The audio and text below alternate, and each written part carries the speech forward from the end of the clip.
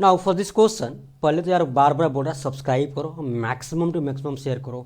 देखो ये क्वेश्चन कितना शानदार है। आप शेयर कीजिए कि वो सारे बच्चों के पास पहुंचे जिसको रियली नीडी है।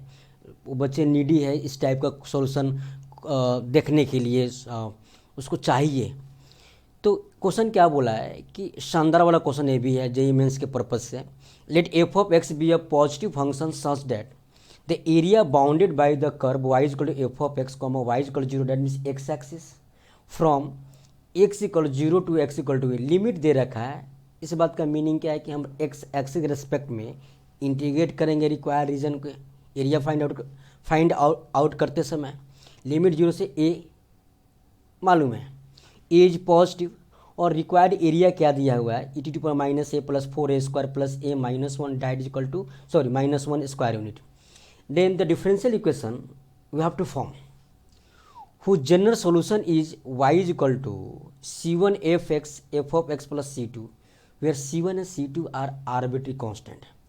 अब यहाँ पे भी मुझे बड़ी मज़ेदार क्वेश्चन है यहाँ पे भी कि भाई मुझे यहाँ पे दो आर्बिट्री कांस्टेंट है, तो सेकेंड ऑर्डर का डिफरेंशियल इक्वेशन फॉर्म होगा। ये तो बात समझ में आ गया। यानी D two Y upon D x two सारे ऑप्शन में है, ये भी कन्फ्यूजन हो गया। तो D two Y upon D x two second order का डिफरेंशियल इक्वेशन फॉर्म करना है मुझे, क्योंकि we have two arbitrary constant. जितने भी आर्बिट्री कांस्टेंट होते हैं उतने ऑर्डर का मेरा डिफरेंशियल इक्वेशन फॉर्म होता है, ये बात मुझे मालूम है। अब ये बोला क्या है कि भाई एफ एक्स मेरा कोई भी कर्व है, कर्व क्या है उससे मतलब नहीं, एफ एक्स कर्व है। एक रीजन फॉर्म कर रहा है X equal to zero X equal to A और Y equal to zero means X axis के साथ। तो एरिया कैसे फाइंड आउट करेंगे हम, integration from zero to A F of X D X, this required region, area of required region. अब ये area given है यहाँ पे that is equal to E T power minus A plus four A square plus A minus one. भाई साहब यहाँ पे ए मेरा वेरिएबल है। अब इसको इंटीग्रेट करेंगे both hand side, right hand side and left hand side, both side. तो यहाँ पे क्या यूज करेंगे हम, लेबनीज। अब आपको लेबनीज नहीं याद है तो मैं बताता। Suppose we have capital F of X that is equal to integration of G X to H of X small F X D X. इसको आपको इंटीग्रेट करना है, इसको बोलते हैं लेबनीज थ्योरम। तो क्या करते हैं हम यहाँ पे क्या लिखेंगे, F dash X, capital F dash X equal to, कुछ नहीं करना है यहाँ पे इंटरनल वेरिएबल क्या है, एक्स है।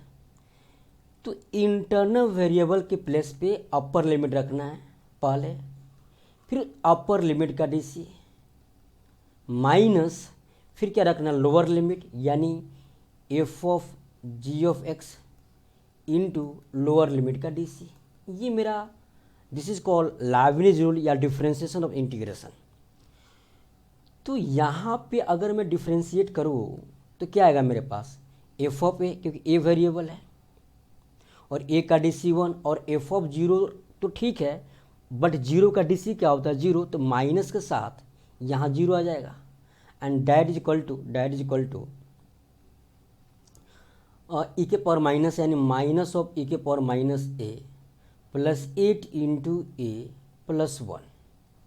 ये चीज़ हो गया मेरा, यानी मुझे एफ ऑफ ए डिजाइन हो गया, F of A that is equal to minus of E के power minus A plus eight into A plus one. भाई अगर एफ ऑफ ए आ गया तो एफ ऑफ टी भी आ गया, एफ ऑफ एक्स भी आ गया। तो F of X we have that is equal to minus of E T power minus X plus eight into A plus one. मेरे पास एफ एक्स डिज़ाइन हो गया जो मेरा रिक्वायरमेंट था। दिस इज फर्स्ट, हमने एज्यूम कर लिया। अब उन्होंने बोला क्या है, उन्होंने बोला है कि भाई जो y है ना, y is equal to C one F of X plus C two. तो मैं लिखता है यहाँ पे y is equal to C one F of X यानी C one into minus E के power minus X plus eight A plus one plus C two. यही है ना यार, where C one C two are arbitrary constant. Brother अब चीज़ें क्या करनी है मुझे भाई साहब कि यहाँ से मुझे डिफरेंशियल इक्वेशन फॉर्म करनी है। तो मुझे सी वन सी टू दो आर्बिट्री कांस्टेंट है, that mean C one C two को इरेज करना है दो बार डिफरेंशिएट करने के बाद में। तो वाई डैश क्या आएगा, C1 इंटू ई के पावर एक्स प्लस 8, ओ सॉरी 8a नहीं होगा, दिस इज 8x होगा क्योंकि हमने a को x से रिप्लेस किया ना, तो 8x कुछ नहीं है, ये भी क्या होगा 8x। So this is C1 into ई के power X plus 8। C2 constant का DC क्या होता है 0, 1 का DC 0, ठीक है। तो यहाँ से काम कर y डबल डैश निकाला, that is equal to C1 E के पावर एक्स। अब एक काम करते हैं, अब तुम C1 यहाँ से निकाल लो, फिर यहाँ से निकालो, यहाँ से निकालो, ज़्यादा इजी है। C1 क्या होगा y double dash x upon x हो जाएगा। तो मैं यहाँ से C1 निकाल दिया, तो C1 क्या आएगा, C1 is equal to Y dash upon E के पावर एक्स प्लस 8। हाँ जी भाई साहब, और ई के पावर एक्स नहीं होगा, ये की सॉरी ई के पावर माइनस एक्स, ई के पावर माइनस एक्स, ठीक है जी। तो this is E to power, अब मैं इसका DC करूँगा तो क्या आएगा -C1 ई के पावर माइनस एक्स।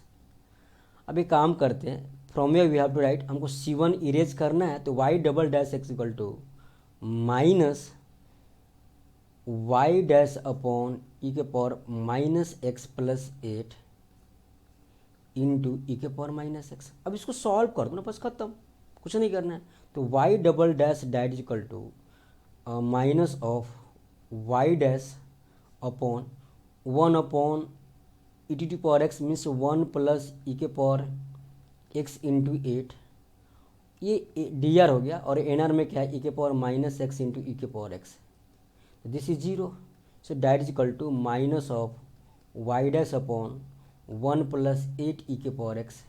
हाँ जी, अब आपको डिफरेंशियल इक्वेशन फॉर्म करनी है D Y D X D two Y D x two में, तो this is nothing but D two Y upon D x two, that is equal to बड़ी simple बात है, this is minus D Y upon D X into 1 upon 1 plus 8 into ई के power x, एक साथ है। तो क्या करने से क्रॉस मल्टीप्लाई किया था, d two Y upon D x two into 1 plus 8 into ई के पावर एक्स, और यहाँ पे minus D Y D x right hand side में, तो लेफ्ट हैंड साइड में क्या प्लस होगा, d Y D x that is equal to 0।